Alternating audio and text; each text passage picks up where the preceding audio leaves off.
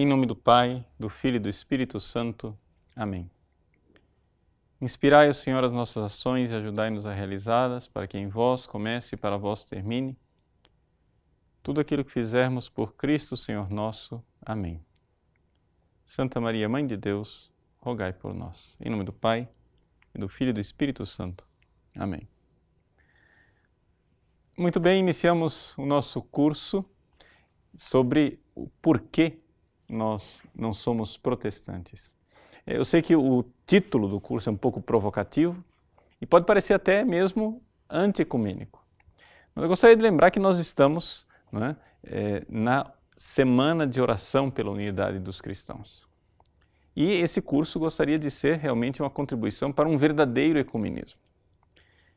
E o que é o verdadeiro ecumenismo? Bom, primeiro, a gente tem que constatar que se nós vamos ter um diálogo ecumênico, as partes têm que saber quem elas são. É a primeira coisa que o católico tem que saber quem ele é. Então, eu gostaria de propor neste curso uma reflexão do católico diante de Deus para responder às perguntas da sua consciência diante de Deus, por que é que eu, afinal das contas, sou católico. Quero já desde o início aqui deste nosso curso acolher com muita alegria os nossos alunos que são evangélico-protestantes. Nós temos vários alunos evangélico-protestantes e eu gostaria de dizer para vocês que vocês são bem-vindos no curso, mas este curso não é um diálogo com os protestantes. Tá? Por que é que não é um diálogo? Pelo menos não nesta fase. Pode ser que depois a gente faça um curso de diálogo, etc. Mas por que é que eu quis que esse curso não fosse um diálogo por enquanto? Porque, veja só, nós, católicos, vivemos numa situação histórica, real e concreta com os protestantes. Ou seja, a partir de Calvino, o que é que houve? Calvino, ele montou em Genebra uma forma de, digamos, converter católicos, uma espécie de máquina para converter católicos. E ele ensinou um recurso que muitos dos evangélicos usam ainda hoje, aqui no Brasil principalmente. O recurso é o seguinte: você faz uma pergunta em cima da outra. Então, é você deixar sempre o católico na posição de defesa, acuado. Então, você faz uma pergunta. Ah, por que é que você adora imagem? Ah, por que é que você celebra a Eucaristia? Ou por que é que você aceita o Papa? E por que é que os padres vivem um celibato? E por que é que você acha que Maria é virgem? E por que os santos intercedem? E aí você vai, aquelas inúmeras interrogações. O católico, com uma pergunta atrás da outra, sai dessa situação toda desorientado, achando que ele não tem resposta para nada. Porque, na verdade, isso não é um diálogo. Isso é simplesmente uma forma sofística, me desculpem, mas o que Calvino ensinou é pura sofística, de você vencer um debate sem entrar no debate. Ou seja, você, na verdade, você não está dialogando com a pessoa. Você está jogando acusações uma atrás da outra para criar uma sensação de desorientação para os católicos e assim eles não tenham resposta para nada e saiam dessa história toda dizendo eu acho que a minha religião não tem muito fundamento. Mas isso é uma jogada retórica, psicológica, desculpe, desonesta. Além disso, quando nós começamos a aceitar perguntas de uma pessoa com a qual nós estamos realmente dialogando, vamos supor então que eu tenha um interlocutor evangélico protestante que não esteja nessa técnica de Calvino, que ele esteja realmente querendo dialogar, que ele seja uma pessoa honesta, sincera, temente a Deus, que quer dialogar com o católico e que acha que o católico não precisa ser simplesmente quebrado às pernas, que ele precisa realmente responder num diálogo onde eu estou disposto a ouvir. Então vamos supor esse interlocutor protestante honesto, que não é muito comum. Me desculpem dizer com toda clareza, não é muito comum. Mas suponhamos que nós tenhamos um dialogante honesto. Novamente, nós temos ainda um problema. O problema é o seguinte, é que quando você aceita a pergunta de uma pessoa, você está fixado naquela pergunta. E você, então, foi para o campo do seu adversário, do seu interlocutor. Se você aceita uma pergunta, tudo que você vai dizer está no âmbito daquela pergunta, sem que você tenha tido a oportunidade de se perguntar se aquela era a pergunta mais importante. Então, pode ser até que a gente faça depois um curso de diálogo com os protestantes realmente, mas por enquanto não é isso. Por enquanto eu quero prestar um serviço mais humilde para o diálogo ecumênico, que é o seguinte: eu não consigo dialogar com ninguém se eu não sei quem eu sou. Me desculpem, aqui eu vou bater do lado dos católicos. A maior parte dos católicos não sabe quem eles são. Eles não sabem a sua fé. Não sabem a sua verdadeira identidade católica. Então, este curso é realmente um curso onde eu gostaria de responder diante de Deus porque é que eu, Padre Paulo Ricardo, sou católico. E gostaria de que isso fosse realmente tomado como um esforço teológico honesto diante da verdade, para que a gente saiba realmente como responder diante de Deus a respeito da nossa identidade. Não somente isso. Eu ousaria dizer que isto que nós iremos apresentar nesse curso, vocês não vão encontrar em lugar nenhum. Ou seja, isto que eu vou dizer nesse curso, eu nunca vi escrito em nenhum livro.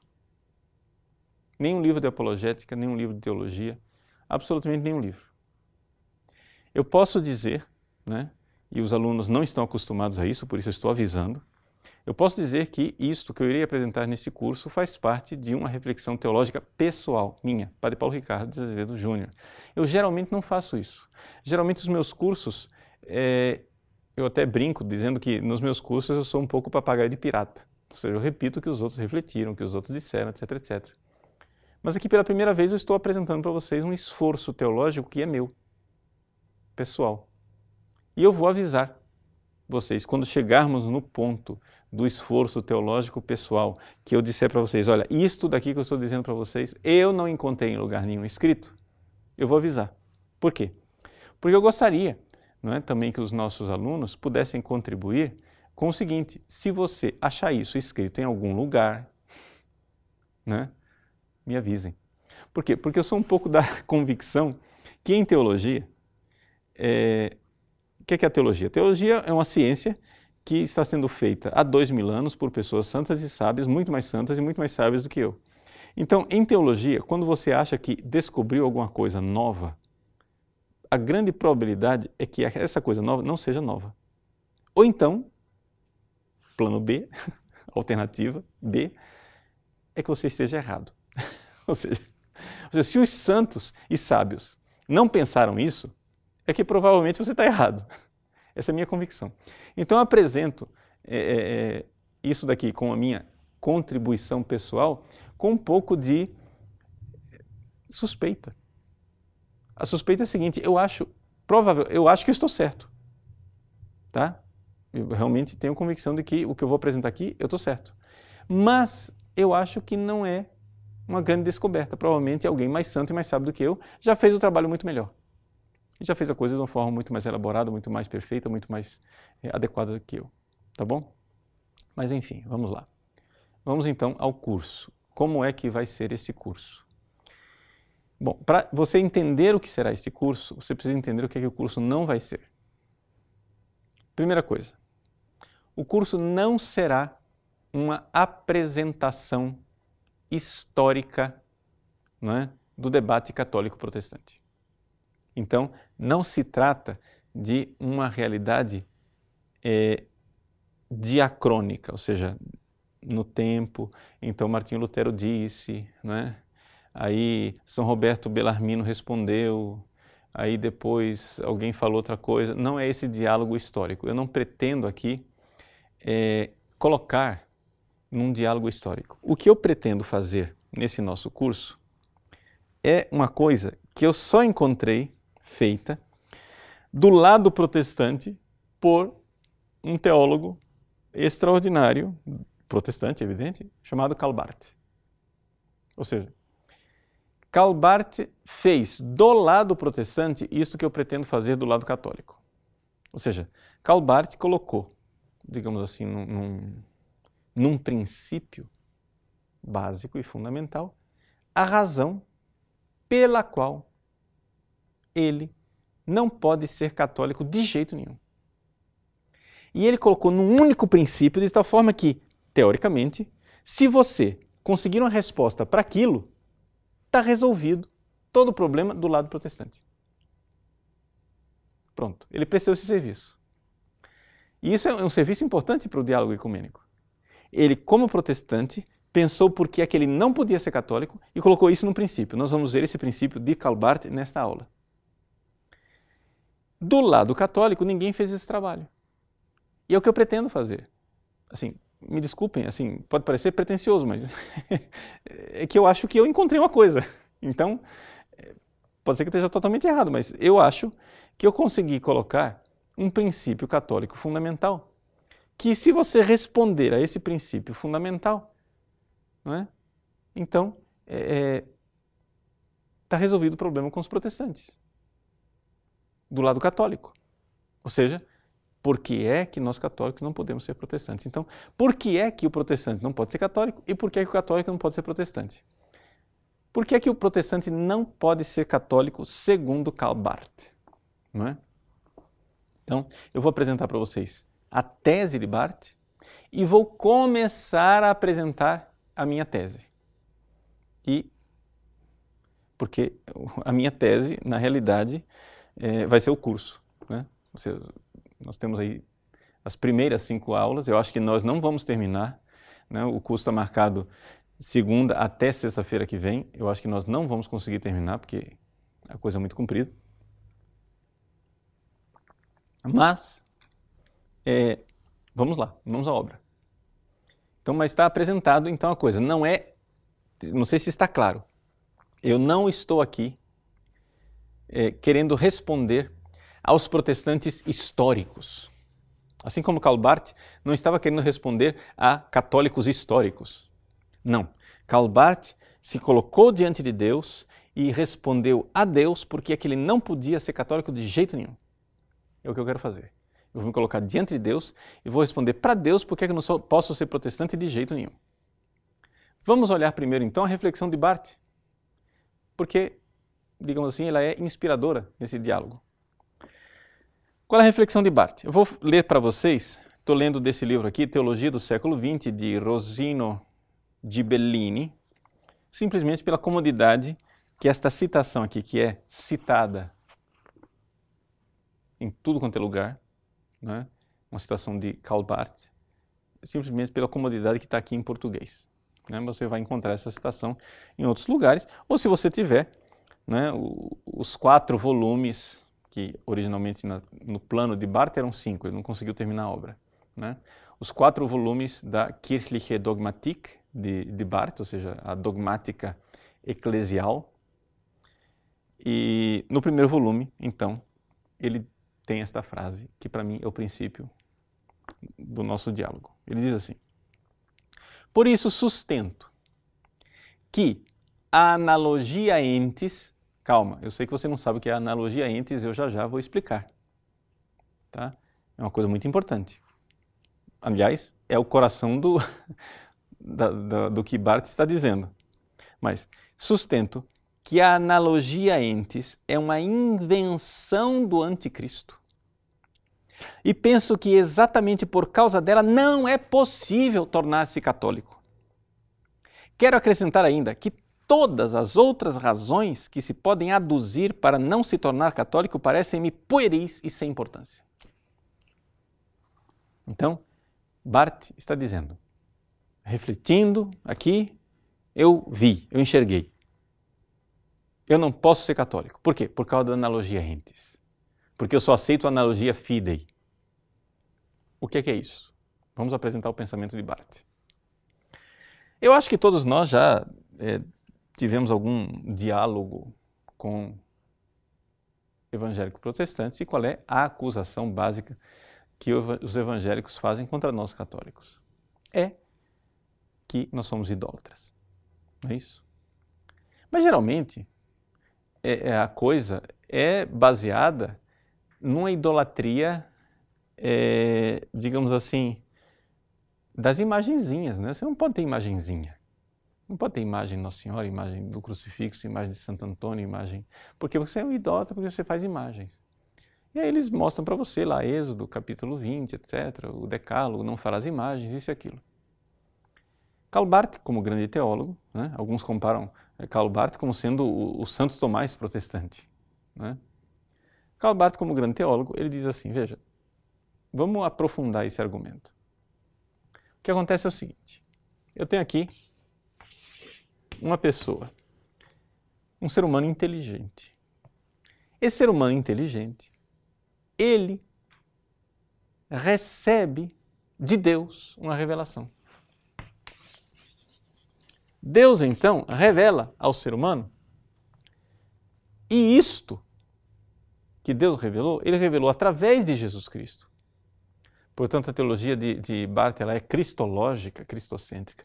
Deus revela através de Jesus Cristo, um pouco aqui JC, né? E então, este ser humano racional que aqui está, ele tem uma ideia a respeito de Deus, um conhecimento a respeito de Deus, que vem de Deus diretamente e que, portanto, através do assentimento dele, da fé, ele então consegue ter algo a respeito de Deus. E esse algo a respeito de Deus é sempre Jesus. Pronto, acabou. É isto que nós conseguimos conhecer a respeito de Deus. Essa realidade aqui, que eu estou apresentando aqui muito grosso modo, é aquilo que nós poderíamos chamar de analogia fidei.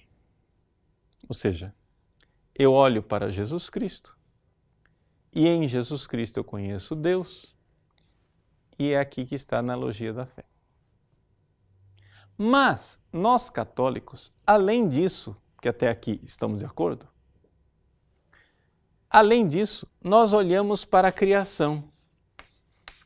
Então está aqui, vamos supor, um objeto criado por Deus. Eu, quando olho para a criação, na minha reflexão, na minha inteligência, o que é que eu vejo? Eu vejo que aqui existem qualidades. Ora, por quê? Porque isso daqui é um ser. E Deus, bom, Deus também é um ser. Então, por analogia do ser, ao olhar para a criação, eu consigo captar algo que está em Deus e então tenho, além daquela ideia, né, daquilo que me vem através da fé, eu tenho aquilo que é a contribuição da razão.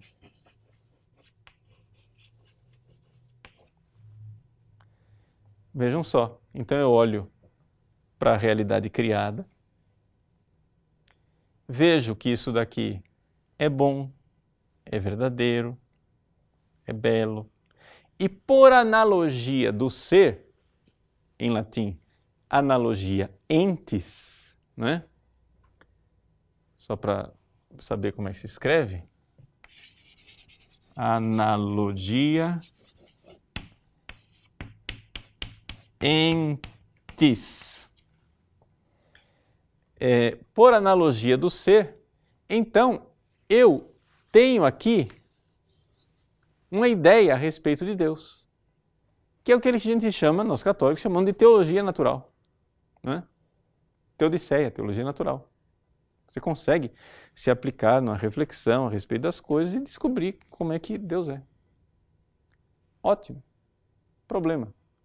Barth, sendo ele protestante, ele crê que a razão humana está debilitada, está contaminada, está doente por causa de uma coisa chamada pecado original. Então, por causa do pecado original, a inteligência humana tornou-se uma maquininha de fazer ídolos. Então, quando você olha para a criatura que está aqui e começa, por analogia do ser, criar uma imagem de Deus, esta imagem, segundo Karl Barth, que eu criei de Deus, ela nada mais é do que uma confecção da sua mente, que por causa da queda do pecado original, né? Ou seja, a sua mente, o seu estado, em teologia a gente chama de o estado pós-lapsário, né? O estado de pós-queda. Lapsus é uma pessoa que caiu. Pós-lapsário quer dizer pós-queda. Por causa da sua condição de pós-pecado original, a sua mente humana só é capaz de criar uma coisa: ídolo. Então, por que é que eu não posso ser católico, diz Barth?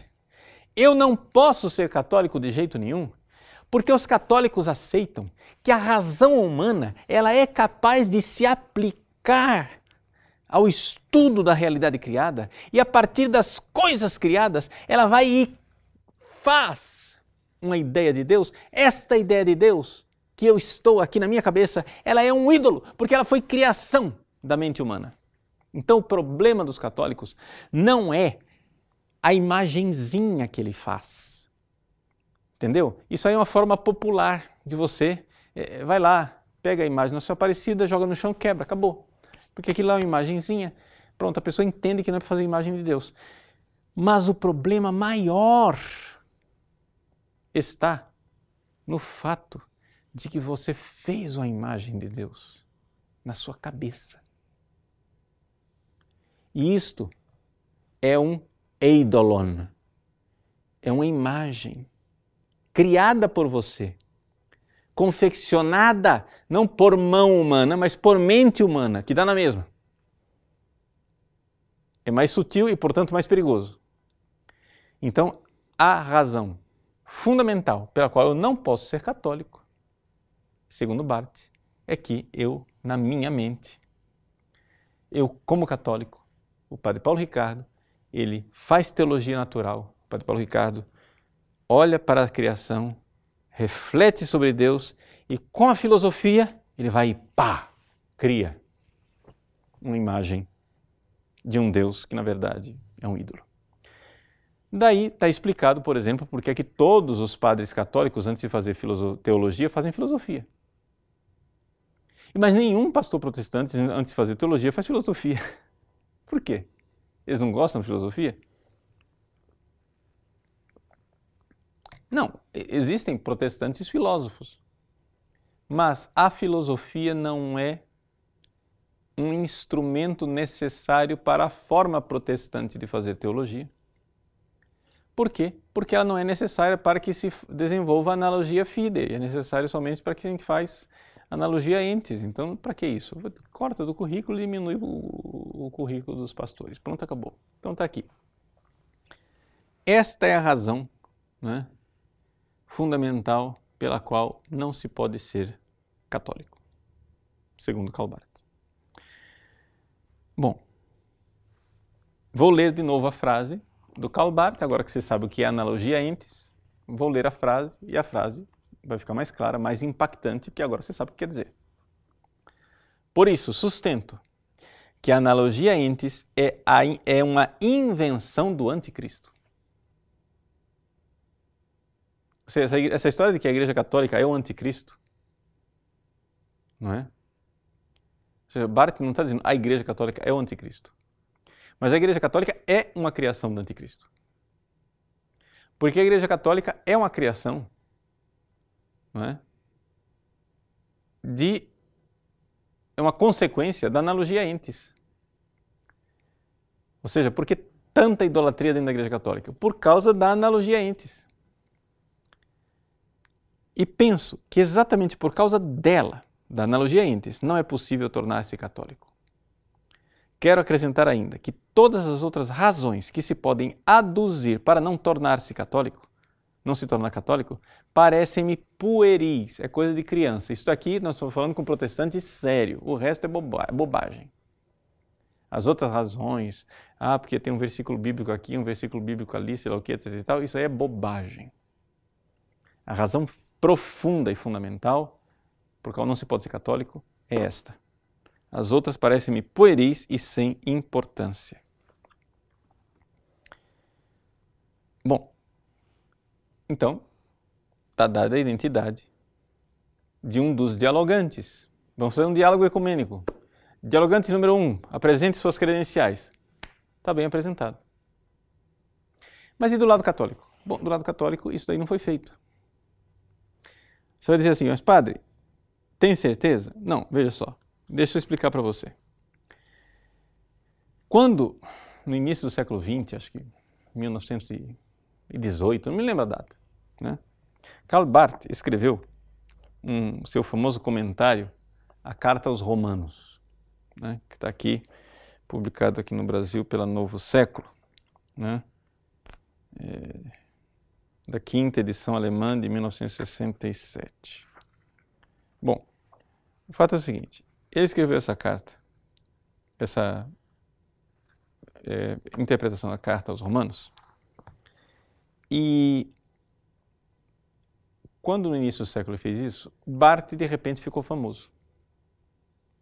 Ficou famoso até um pouco a contragosto dele, né? Ele um pouco interpreta o seu próprio caminho de fama, dizendo assim, eu fui uma espécie como uma pessoa distraída que na igreja esbarra na corda do sino, de repente o sino começa a tocar, chama atenção e ele chamou atenção sem querer. É isso que eu fiz. Ele ficou famoso com essa carta aos Romanos. E aí acontece que ele recebeu muitos comentários científicos a respeito do seu comentário à Carta aos Romanos, muitos críticos, e ele mesmo diz assim que a maior parte dos críticos não entendeu a minha interpretação, não entendeu o meu livro, não entendeu a minha teologia. Mas houve um jesuíta, né? Um jesuíta que, como Karl Barth, né, conhecia Martin Heidegger e Companhia Limitada, chamado Padre Erik Pretsivara, jesuíta, que entendeu. E os dois começaram um debate, né?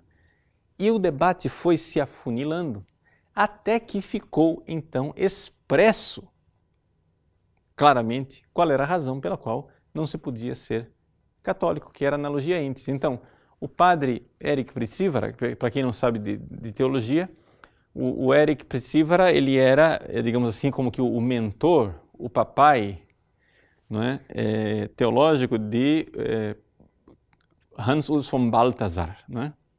O famoso von Balthasar, que interpretava Santo Tomás a partir da ótica desse Pretsivara, que era... Bom, não vou entrar aqui, não estou dando curso de história, não vou entrar aqui em detalhes. Vamos embora para frente.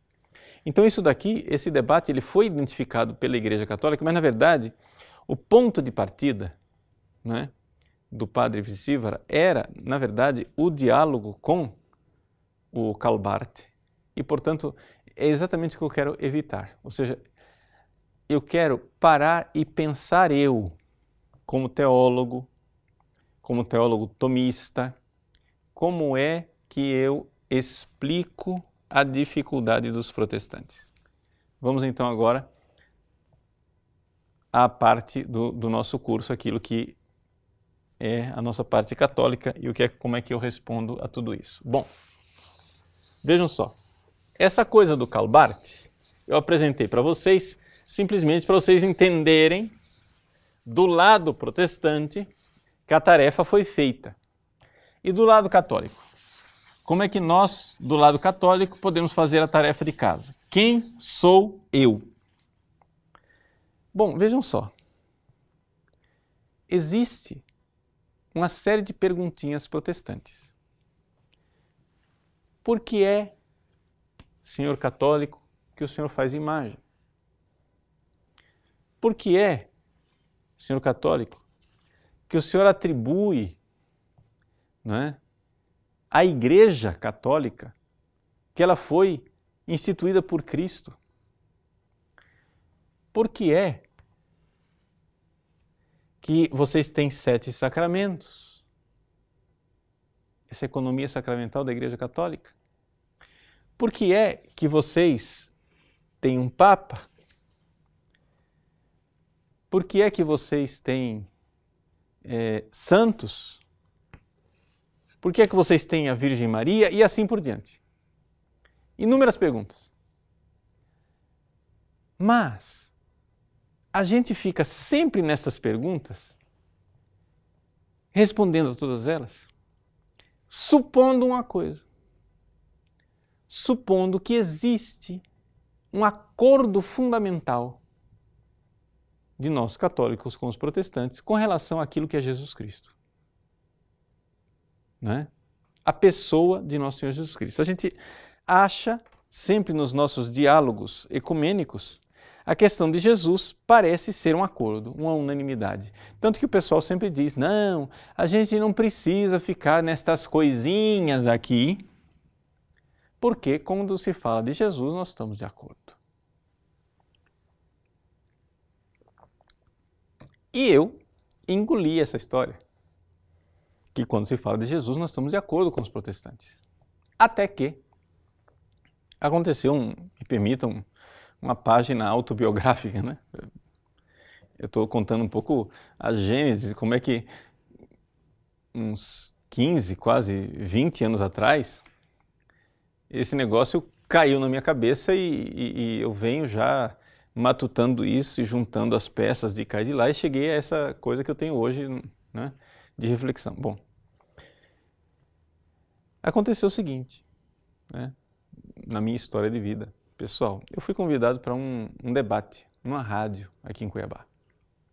Era um debate com vários pastores protestantes que estavam lá. Eu fui para o debate, na rádio, ao vivo, e em um dos intervalos do debate, no estúdio, eu não sei que cargas d'água, o que é que nós estávamos contando, falando, mas um dos pastores protestantes teve um surto retórico ali, uma coisa de ficar batendo na Bíblia, dizer assim, porque nós não veneramos o Cristo na carne, nós não veneramos Jesus na carne, nós não adoramos Jesus na carne. Eu disse, poxa, mas e o concílio de Éfeso, que diz que as duas naturezas são de uma só pessoa? Não, não, somente a Bíblia, somente a Bíblia. Bom, já vi que não tinha conversa. E aquilo ficou na minha cabeça. Nós não adoramos o Cristo na carne. Puxa vida, e o princípio católico fundamental de que caro salutis est cardo, né? Ou seja, que a carne, né? Deixa eu escrever para cá, eu estou meio perdido aqui no quadro. Caro salutis est cardo. Ou seja, que a carne é o eixo, cardo, salutis, da salvação. A carne de Cristo, a humanidade de Cristo, claro que a palavra aqui, caro, né, é a humanidade de Cristo. Eu fiquei pensando, mas meu Deus, o problema deste pessoal não é que eles acham que a gente adora a imagem. Não é esse o problema. Existe um problema mais profundo ainda. E está em Jesus. Eles não concordam que a gente adore a humanidade de Cristo. Ou seja, a gente fica debatendo se Jesus está ou não está presente na Eucaristia, se é transubstanciação ou consubstanciação, ou se é transsignificação, ou sei lá o quê. Mas o problema é o seguinte, E se Jesus aparecesse aqui em carne e osso? Eu acho, veja só, aqui eu não estou dialogando com um protestante histórico.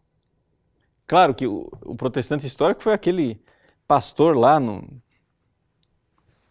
estúdio de rádio. Mas eu estou aqui refletindo com um pensamento teológico. Se aparecesse aqui Jesus Cristo em carne e osso, glorioso, eu acho que a maior parte dos teólogos protestantes faria uma distinção mental.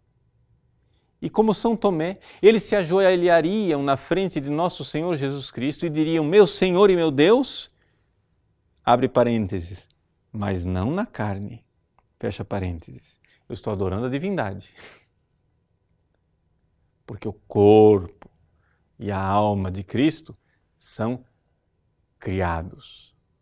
E eu não posso adorar aquilo que é criado. Então, existe esta coisa, não é?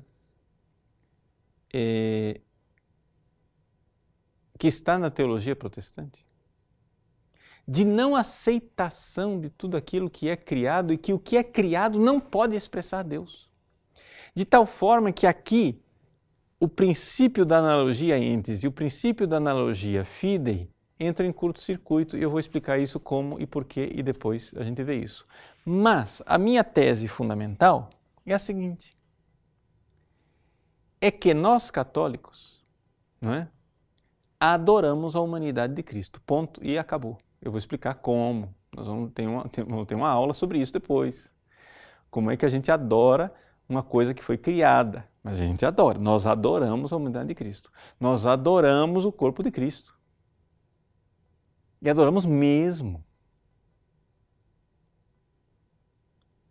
E adorando a humanidade de Cristo, nós adoramos também tudo aquilo que é extensão desta humanidade. Então aqui nós encontramos o princípio fundamental que resolve todas estas perguntinhas, que é a questão da humanidade.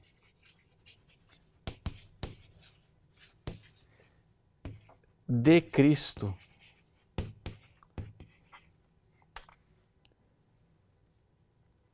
Por que é que nós veneramos os santos? Porque eles são uma extensão da humanidade de Cristo. Por que é que nós admitimos e colocamos uma eficácia nos sacramentos que os protestantes não admitem? Porque os sacramentos são instrumentos da humanidade de Cristo. Por que é que nós aceitamos a Virgem Maria e a veneramos mais do que todos os santos? Porque ela gerou a humanidade de Cristo. Por que é que nós aceitamos a Igreja e dizemos que ela não foi uma invenção humana? Porque ela é a continuidade da encarnação da humanidade de Cristo na história. Por que é que nós... E assim por diante.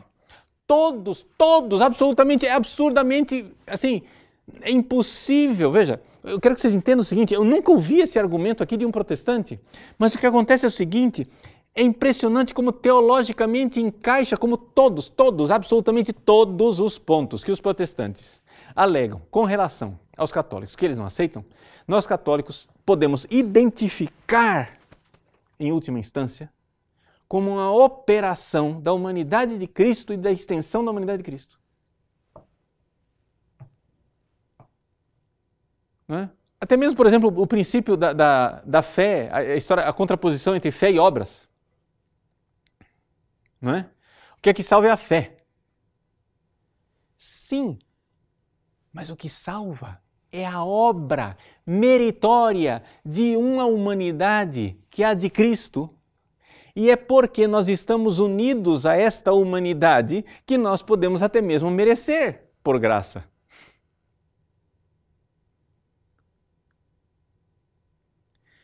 Por que é que eles não aceitam a tradição? Porque não aceita que a Igreja é a continuidade de encarnação de Cristo e que a palavra de Deus viva e vivida continua ao longo da história. A palavra de Deus é uma pessoa, é Jesus Cristo. E Ele se encarnou e continua encarnado na Igreja e, portanto, a tradição nada mais é do que essa palavra vivida na vida dos santos e na vida da Igreja de 2000 anos. Não é um livro. A palavra não é um livro. É uma pessoa. Então, a pergunta fundamental, e é o que nós vamos ter que responder nesse curso, é por que é que os católicos são tão fixados na humanidade de Cristo? Porque o que é, por exemplo, para nós, a santidade? A santidade é um processo de transformação espiritual, onde Deus entra e transforma através do toque da graça da humanidade de Cristo numa pessoa, onde o Cristo entra e vai mudando a vida daquela pessoa, de tal forma que aquela pessoa chega a um ponto que ela diz, vivo, mas não eu, é o Cristo que vive em mim, ou seja, como diz Elizabeth da Trindade, eu sou uma humanidade suplementar, supletiva, adjunta, acrescida a Cristo. De tal forma que Cristo está no céu glorioso, ele não sofre mais, mas ele continua sofrendo aqui na terra, no Padre Pio de Pietrelcina, quando ele sofria e tinha suas chagas, porque ele era o Cristo. E é por isso que eu posso agora ir lá nas relíquias do Padre Pio, colocar a relíquia dele numa pequena teca, e beijar aquela relíquia e ver que Deus age através dela e que Deus me toca do jeito que Cristo tocava a hemorroísa.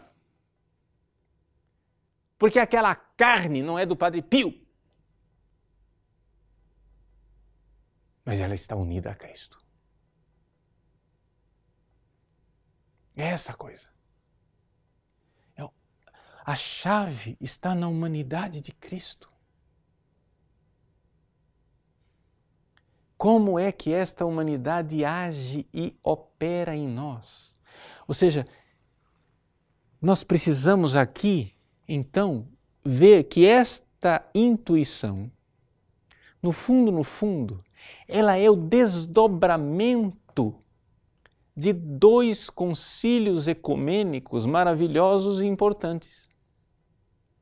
O concílio de Éfeso e o segundo concílio de Niceia. Quando no concílio de Éfeso,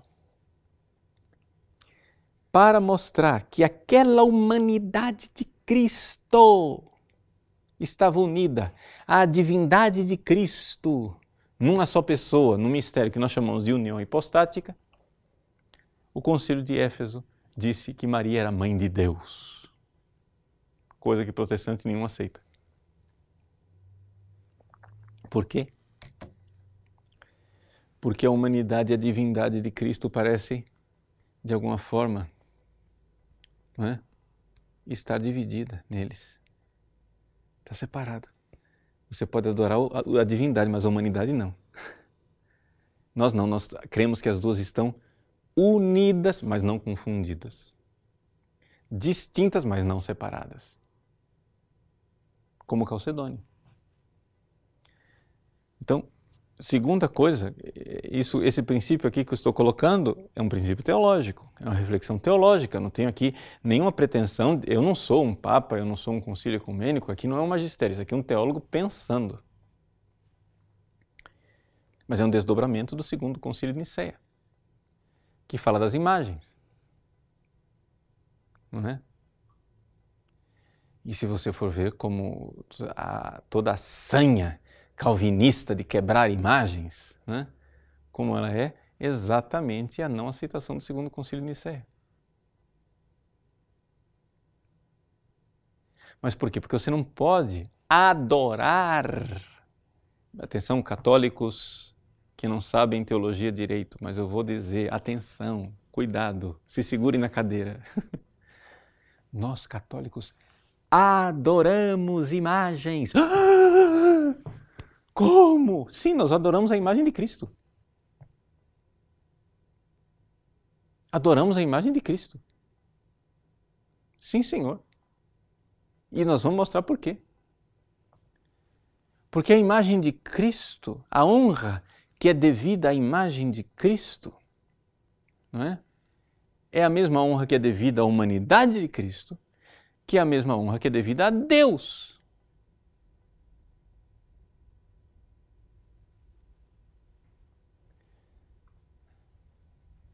Então, nós iremos ver isso daqui.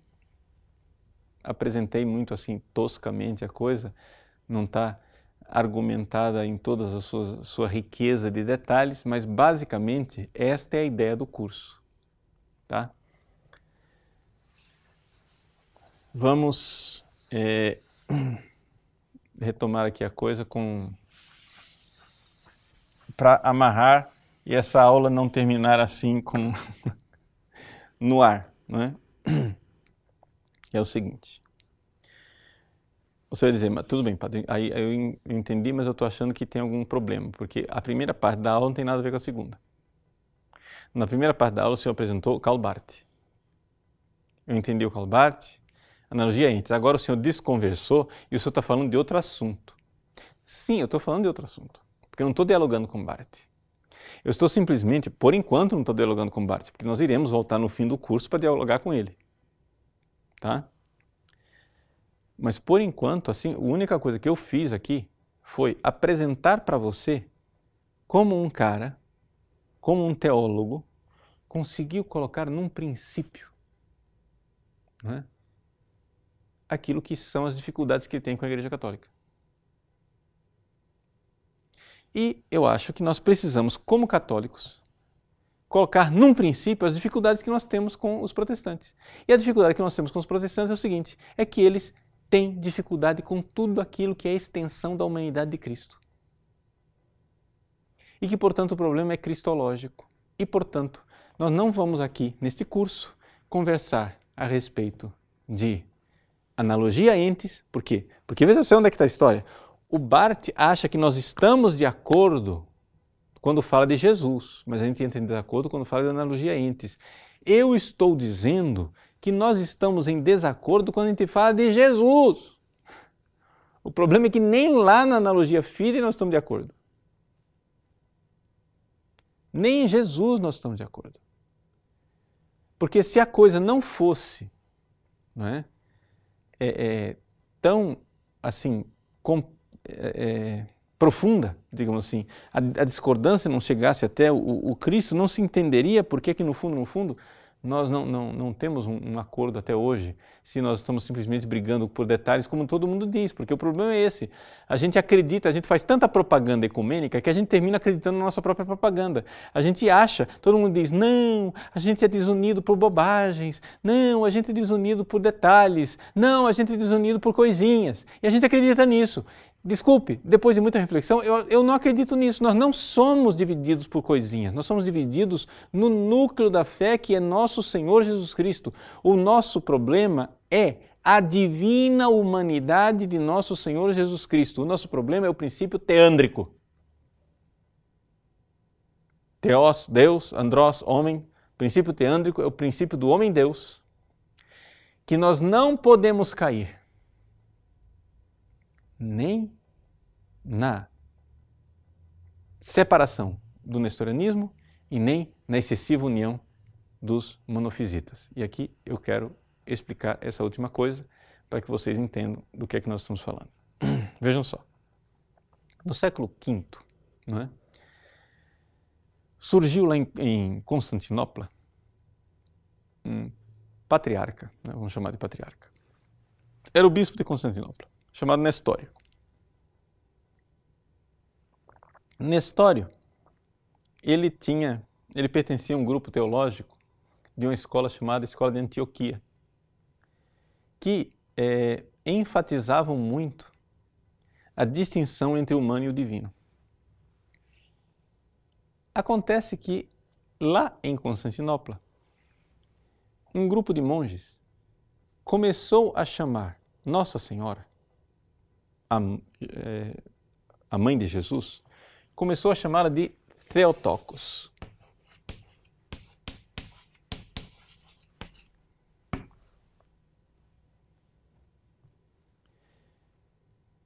O que quer dizer isso? Theotokos, né? É aquela que gerou Deus, aquela que pariu Deus, ao deípara em latim, né? Aquela que pariu deípara, pariu Deus. Ou seja, ela gerou Deus, foi mãe de Deus. A gente traduz mãe de Deus. Ok. Em português é mãe de Deus. Nestório ficou escandalizado com isso. Não, Deus não tem mãe, você desculpa. Deus é eterno. Como é que você fala que a mulher é mãe de Deus? Ela é mãe do homem, Jesus Cristo. Ela é Christotocos, ela não é Theotokos. Acontece que os monges de lá de Constantinopla, eles pertenciam a uma outra escola teológica, que era a escola de Alexandria, no Egito. E, então, chega a dizer, não, pode parar. Ele é Theotokos, você que é errado e você que é herege. Foi feita a confusão, quem que era herege, quem que não era herege. Então foi reunido um concílio ecumênico na cidade de Éfeso, que conscientemente ou não sei se eles sabiam, eu acho que sim, né, estava ligada a Nossa Senhora, porque uma tradição colocava que a toda Santa Mãe de Deus morou em Éfeso com o apóstolo São João. Mas fecha parênteses porque isso é um detalhe na história. Eles foram para Éfeso. Veio então o patriarca de Alexandria acusando o patriarca Nestório, né? E São Cirilo então chegou e, no final das contas, o concílio afirmou o seguinte, que em Jesus existe um princípio de unidade. Ou seja, Jesus é Deus? Sim, Jesus é Deus. Jesus é homem? Sim, Jesus é homem. São duas naturezas, mas não são duas pessoas. Ou seja, a pessoa que está aqui é a segunda pessoa da Santíssima Trindade. Ou seja, o Filho. É o Filho que é Deus e é o Filho que é homem. Então, quando eu pergunto quem é, eu respondo o Filho. Quando eu pergunto o que é, eu respondo Deus. Ou então eu respondo homem, porque ele é as duas coisas. A palavra quem é aquilo que nós teologicamente chamamos de pessoa. A pergunta o que é aquilo que teologicamente nós chamamos de natureza. Então, ele é uma só pessoa em duas naturezas, né? Estas duas naturezas, mais tarde vai dizer o Concílio de Calcedônia, né? Que elas estão unidas, mas não misturadas, confundidas. Estão distintas, mas não separadas. E esse é o equilíbrio católico. É isso que nós vemos, né? Então, quando eu pergunto, você vai lá para sua mãe, pergunta para sua mãe, mamãe, a senhora é mãe do quê? Ninguém faz essa pergunta. Vamos ser sinceros. Ninguém pergunta, a senhora é mãe do quê? Isso é até ofensivo. Você é mãe do quê? É mãe de uma galinha, de uma vaca, de um porco ou de um ser humano? Você está ofendendo sua mãe. Se ela é humana, ela é mãe de um ser humano. Ninguém pergunta do que ela é mãe. É evidente que Maria, se a pergunta é esta, ela é mãe, ela gerou uma natureza humana. Isso é óbvio. Mas ninguém faz essa pergunta. A pergunta que se faz é: quem é o seu filho? A senhora é mãe do quê? Não, a senhora é mãe de quem? Quem? Então é a pessoa. Ora, este quem é um quem divino. É unus ex trinitate. É um da Trindade. Então, esta pessoa divina é filha de Maria. É uma pessoa divina. A identidade do Filho. O Filho, o Verbo eterno, encarnado, é filho de Maria. Por que isso é tão importante? Porque se não existe esta união, nós estamos sozinhos outra vez. É por isso que só Jesus salva. Por quê? Porque ele é o pontífice. O que é necessário para que haja um pontífice? Um sujeito que constrói uma ponte, né? Outro dia eu estava em São Paulo, no seminário franciscano lá de Agudos, e a ponte, né? Passou uma enxurrada, né? A ponte ela era feita, tinha uma parte de concreto aqui assim, um córregozinho passava por baixo, e o resto aqui era aterro. O que aconteceu? Veio a enxurrada e varreu o aterro de um lado e do outro. Então ficou aqui, sem ponte.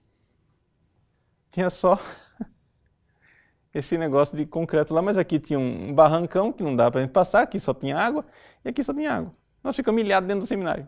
Beleza. Né? Aí o pessoal veio, jogou terra desse lado e terra desse lado, e agora nós temos ponte outra vez. O que é necessário para que tenha uma ponte?